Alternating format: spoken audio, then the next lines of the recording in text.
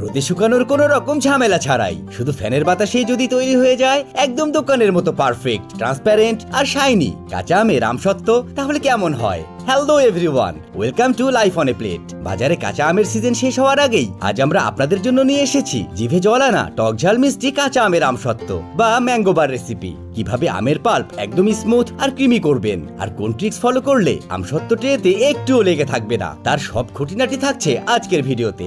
তো চলুন আর দেরি না করে চলে যাই আমাদের রান্নাঘরে। সর্বপ্রথমে এই রেসিপিটি তৈরি করার জন্য আমরা নিয়ে নিচ্ছি 1 কেজি পরিমাণ কাঁচা আম। আপনারা যে কোনো প্রকার আম দিয়েই এই রেসিপিটি তৈরি করে নিতে পারবেন, তবে আমরা এখানে ল্যাংড়া আমটাই ব্যবহার করছি। এবার একটি করে আম নিয়ে আমরা প্রথমে চারদিক থেকে ছিলে নিচ্ছি, এবং ছিলে নেওয়া হলে আমগুলো শুধু দুপাশ থেকে স্লাইস করে নেব। আমগুলো কেটে এভাবেই রেখে দিলে আমগুলো বাইরে থেকে অক্সিডাইজ হয়ে কালো হয়ে যাবে, এবং এটা যেন না হয় তার জন্য আমরা আমগুলো নিয়ে একটি পানি ভরা পাত্রে রেখে দিচ্ছি, তাহলে আমগুলো আর কালো হবার কোনো সম্ভাবনাই থাকবে না। আমগুলো কেটে নেওয়া হলে এবার এগুলো পানিতে কিছুটা ধুয়ে নিচ্ছি, এবং ধুয়ে নেওয়া হলে পানি ঝরিয়ে একটি রান্নার হাঁড়িতে অ্যাড করে নেব। এবার আমের সাথে অ্যাড করে নিচ্ছি 1 কাপ পরিমাণ পানি। এখানে পানির পরিমাণটা অবশ্যই ঠিক রাখতে হবে, কারণ এই পানিটুকু দিয়েই আমরা আমের পাল্পটি তৈরি করে নেব, এবং পানির পরিমাণ কম বেশি হলে পাল্পের ঘনত্ব ঠিক মতো আসবে না। এবার চুলার জাল হাই হিটে রেখে একটি ঢাকনা দিয়ে ঢেকে দিচ্ছি, যেন আমগুলো সেদ্ধ হতে শুরু করে। আমরা এখানে আমগুলো একদম পুরোপুরিভাবে সেদ্ধ করে একদম নরম হয়ে আসা পর্যন্ত জাল করে নেব, আর এই প্রসেসটা হতে প্রায় 10 থেকে 15 মিনিট সময় লাগবে। এবার প্রায় 15 মিনিট পর ঢাকনাটি খুললেই দেখতে পারবো আমগুলো পুরোপুরিভাবে সেদ্ধ হয়ে গেছে। তাই এবার একটি চামচ দিয়ে আমগুলো যতটা সম্ভব ম্যাশ করে নেব। এখানে আমগুলো পুরোপুরিভাবে সেদ্ধ হওয়াটা খুবই গুরুত্বপূর্ণ, কারণ আম যদি শক্ত থেকে যায় তাহলে আমের পিউরেটাও দানাদার হবে, এবং আমসত্ত্ব খাওয়ার সময় সেই স্মুথনেসটা পাওয়া যাবে না। তাই আমগুলো ততক্ষণ পর্যন্ত সেদ্ধ করে নিতে হবে যতক্ষণ না আমগুলো ঠিক আমাদের মতো নরম এবং একদম গলে যাওয়ার মতো সফট হয়ে আসে। আমগুলো পুরোপুরিভাবে ম্যাশ করে নেওয়া হলে এবার চুলাটি বন্ধ করে হাঁড়িটি সরিয়ে নেব, এবং একটি পাত্রের সাথে নিয়ে নেব একটি স্ট্রেইনার। এরপর আমের মিশ্রণ থেকে কিছুটা করে মিশ্রণ নিয়ে এতে অ্যাড করে নিচ্ছি।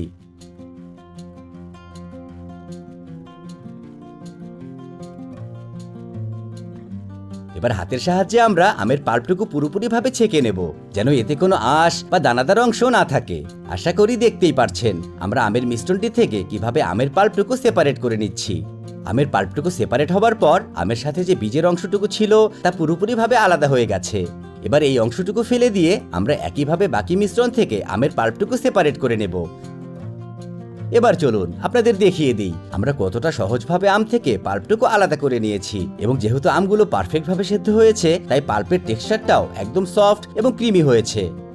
এবার এই মিশ্রণটি সাইডে রেখে আমরা নিয়ে নিচ্ছি একটি স্টিলের ট্রে, এবং ট্রেটির উপরে দিয়ে দিচ্ছি সামান্য একটু সরিষার তেল। চিন্তা করবেন না, কারণ সরিষার তেল থেকে আপনাদের আমসত্ত্বে তেমন কোনো স্মেল অ্যাড হবে না, বরং সরিষার তেল অ্যাড করাতে আমসত্ত্ব নিচে থেকে একদম চকচকে দেখাবে এবং পাত্রের সাথেও লেগে ধরবে না, তাই আলাদা করে নিতেও সুবিধা হবে। ট্রেতে ভালো করে তেল ব্রাশ করে নেওয়া হলে এবার একটি রান্নার হাঁড়িতে আমাদের মাত্র চিকেনে আমের পাল্পের সবটুকু অ্যাড করে নেব। তার সাথে দিয়ে দেব 1 কাপ পরিমাণ চিনি।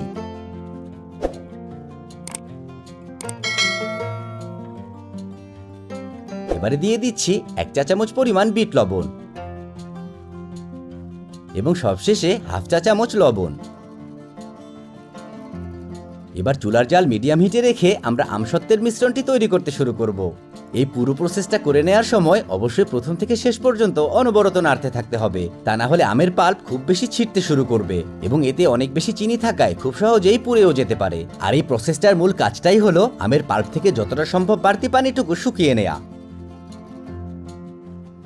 যখন দেখবো আমাদের আমের পাল্পটুকু বেশ অনেকটা ঘন এবং গাঢ় হয়ে আসতে শুরু করেছে, তখনই এতে অ্যাড করে নেব প্রয়োজন মতো ফুড কালার। এটা একান্তই অপশনাল, আপনি চাইলে এর ন্যাচারাল কালারটাও রাখতে পারেন, এতে কোনো অসুবিধা হবে না। আমের পাল্প চুলায় দেয়া থেকে শুরু করে আমাদের ক্ষেত্রে সম্পূর্ণ আমের পাল্পটুকু রান্না করে নিতে প্রায় 25 মিনিটের মতো সময় লেগেছে, এবং 25 মিনিট ধরে অনবরত রান্নার পর এর টেক্সচারটা ঠিক এমনটা দেখাচ্ছে। দেখেছেন এর টেক্সচারটা ঠিক কতটা ঘন, আর যেহেতু বেশ অনেকটা সময় ধরে রান্না হয়েছে তাই পিউরেটাও বেশ অনেকটা ট্রান্সপারেন্ট হয়ে এসেছে। তাই এই পর্যায়ে অ্যাড করে নিচ্ছি হাফ চা চামচ পরিমাণ কালো গোলমরিচের গুঁড়া, তার সাথে হাফ চা চামচ চিলি ফ্লেক্স, এবার আরো 30 সেকেন্ডের মতো সবকিছু একসাথে নেড়েচেড়ে মিশিয়ে নেব এবং চুলাটি বন্ধ করে দেব।